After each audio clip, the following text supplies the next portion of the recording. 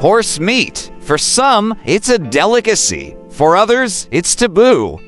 Today, we're taking an in-depth look at the complex world of horse meat, its production, consumption, and the controversies that surround it. This topic often stirs strong emotions and heated debates, touching on issues of culture, ethics, and animal welfare.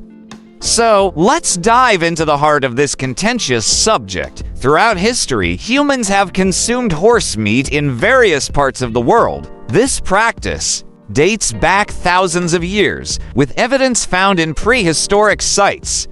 In some cultures, horse meat has been a staple food source. In others, it has been eaten out of necessity during times of scarcity or war. Today, horse meat consumption varies greatly across countries and cultures. In nations like Kazakhstan, Mongolia, and parts of China, horse meat is a traditional food with cultural significance. In Europe, countries such as France, Belgium, and Italy have a long-standing tradition of eating horse meat, though its popularity has declined in recent decades. However, in many English-speaking countries, particularly the United States and the United Kingdom, there is a strong cultural aversion to eating horse meat. To understand the horse meat industry, we need to look at the process of farming and production. Unlike cattle or pigs, horses are not typically raised solely for meat. Many horses that end up in the meat industry are former racehorses, workhorses, or even pets that are no longer wanted or useful for their original purposes. The journey of a horse from farm to plate begins with the decision to send the animal to slaughter. This decision can be made by individual horse owners, breeders, or larger operations. Once the decision is made, the horses are transported to slaughterhouses, often traveling long distances in the process. At the slaughterhouse, horses undergo a process similar to other livestock animals. They are first stunned to render them unconscious, typically using a captive bolt pistol. Then, they are bled out, skinned, and butchered. The meat is processed, packaged, and distributed to various markets. It's important to note that the conditions in which horses are transported and slaughtered have been a major point of concern for animal welfare advocates. Critics argue that horses, unlike cattle or pigs, are not bred for meat and are therefore not accustomed to the stress of transport and slaughter facilities. This can lead to higher levels of fear and distress. In countries where horse meat is traditionally consumed, it is prepared in many different ways. In Kazakhstan, for example, horse meat is often served as kozi, a type of sausage made from rib meat and fat. In Japan, raw horse meat, known as Basashi, is considered a delicacy. In certain regions, in parts of Europe, horse meat might be found as steaks, burgers, or even as an ingredient in salami. Despite these traditions, the consumption of horse meat remains highly controversial, especially in countries where horses are primarily seen as companions or working animals. One of the main arguments against horse meat consumption is the emotional and cultural attachment many people have to horses. In many societies, horses are viewed as noble animals, companions, or even members of the family. The idea of eating horse meat is therefore as unthinkable to some as eating dog or cat meat. Another major concern is the use of drugs in horses. Many horses, particularly those used in racing or other sports, are treated with various medications throughout their lives.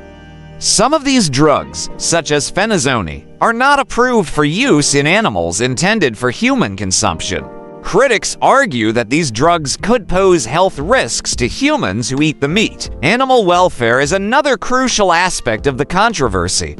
As mentioned earlier, the conditions in which horses are transported and slaughtered have been criticized. As inhumane, long-distance transport can cause stress, injury, and even death. In addition, some argue that the stunning methods used on horses before slaughter are not always effective, potentially leaving some animals conscious and in pain during the process. On the other side of the debate, proponents of horse meat consumption argue that it is a cultural tradition in many parts of the world, and that horses are no different from other livestock animals. They contend that, when properly regulated, horse meat can be a safe and nutritious food source. From a nutritional standpoint, horse meat is lean, high in protein, and contains more iron than beef.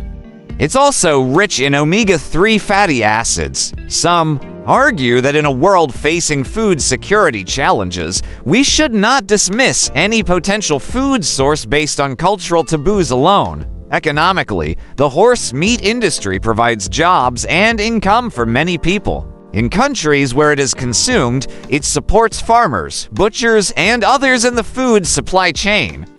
However, in countries where horse slaughter is banned, such as the United States, unwanted horses are often shipped abroad for slaughter.